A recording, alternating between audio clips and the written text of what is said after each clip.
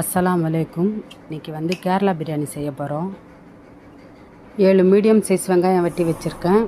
Medium size தக்காளி, கொத்தமல்லி, புதினா, லவங்கம், பட்டை, ஏலக்காய், ஜாதி பத்திரி, அன்னாசிப்பூ, திராட்சை, முந்திரி பருப்பு, 6 பச்சை மிளகாய் எடுத்து வச்சுருக்கேன். இஞ்சி பூண்டு பேஸ்ட், சிக்கன் 1 கிலோ.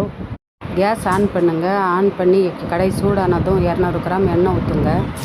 ஊற்றிட்டு 7 வெங்காயம் வெட்டி வச்சுருக்கீங்களா, அதில் 3 வெங்காயம் மட்டும் எடுத்து நல்லா டீப் ஃப்ரை பண்ணுங்கள். சிகப்பாகிறத எரிய வச்சிடாதீங்க. எண்ணெயில் முந்திரி, திராட்சை போட்டு கருகாமல் வறுத்தெடுங்க. வெங்காயம் வதக்கணும்ல, அதே எண்ணெயில் தான் சிக்கன் சமைக்க போகிறோம்.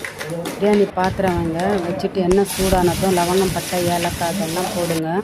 4 வெங்காயம் எடுத்து வச்சுருந்தோம்ல மீதி, அதை போட்டு நல்லா வதக்குங்க. வதக்கிட்டு இஞ்சி பூண்டு பேஸ்ட்டு போட்டு பச்சை வாசனை போகிற வரைக்கும் வதக்குங்க. சிக்கன் போடுங்க. சிக்கன் போட்டு மஞ்சள் தூள் போடுங்க. 6 பச்சை மிளகாய் எடுத்து வச்சுருந்தோம்ல, அதை அரைச்சிக்குங்க. அதுவும் போடுங்க. அந்த பேஸ்ட்டும் தக்காளி எடுத்து வச்சுங்களா, தக்காளி, உப்பு போடுங்க. போட்டு நல்லா வதக்குங்க. தூள் 2 ஸ்பூனு, தயிர், கொத்தமல்லி, புதினா எடுத்து வச்சுருந்தோம்ல, அதுவும் போடுங்க. போட்டு நல்லா வதக்குங்க. லெமன் போடுங்க.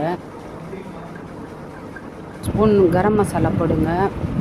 நம்ம ஃப்ரை பண்ணி வச்சுருந்தோம்ல வெங்காயம், அது கூட ஒரு 1/4 வாசி எடுத்து நல்லா க்ரஷ் பண்ணி போடுங்க. அதில் சாப்பாடு தாளிக்க போகிறோம்.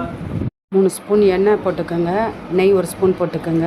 எண்ணெய் சூடானதும் லவங்கம், பட்டை, ஏலக்காய், அன்னாசிப்பூ, பிரிஞ்சி இலை போடுங்க. போட்ட உடனே ஒரு வெங்காயம் மீடியம் சைஸ் எடுத்து வச்சுருக்கேன், அது போட்டு கண்ணாடி பதம் வர வரைக்கும் வதக்கிட்டு 1 ஸ்பூன் இஞ்சி பூண்டு பேஸ்ட்டு போடுங்க. போட்டு அது பச்சை வாசனை போனோடனே 1க்கு 1.5 தண்ணி எடுத்து வச்சுருந்தேன், அது போடுங்க. போட்டு கொத்தமல்லி, புதினா போடுங்க.